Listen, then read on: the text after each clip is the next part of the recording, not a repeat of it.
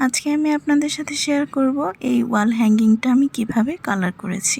এখানে প্রথমে ক্লে নিয়ে নিয়েছি, দেন ক্লেটাকে চিকন করে বেলে তারপর আমি এখানে বসিয়ে নিলাম ফেভিকল গ্লু এর সাহায্যে। এখানে আমি কৌটার যে গ্লুটা আছে সেটা ইউজ করেছি। এখন কৌটার গ্লুটা হওয়াতে সমস্যা হয়েছে যে আমি এখান থেকে নিয়ে তারপরই করতে পারছিলাম না। পরে একটা কাঠি, চিকন কাঠি দিয়ে নিয়ে আমি গ্লু লাগিয়ে তার উপরে আমি ক্লেটা লাগিয়ে দিচ্ছিলাম। এভাবে আমি পুরোটা কমপ্লিট করে নিয়েছি। এখন জাস্ট রং করার পালা। রং করার জন্য আমি অ্যাক্রিলিক কালার নিয়ে নিয়েছিলাম। এখানে আমি সাদা কালার রংটা দিয়ে পুরোটা কোট করে নিব।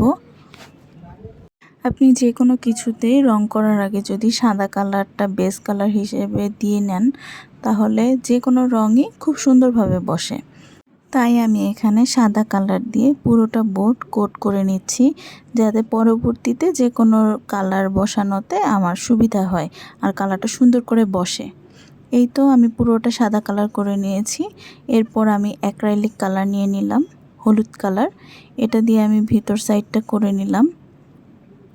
তারপর আমি ম্যাজেন্টা কালার দিয়ে ফুলের চারপাশটা করে নেব।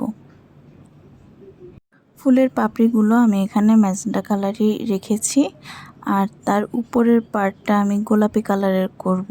এই কাজগুলো করার জন্য আমি চিকন একটা তুলি নিয়ে নিয়েছিলাম, সেটা দিয়েই করেছি।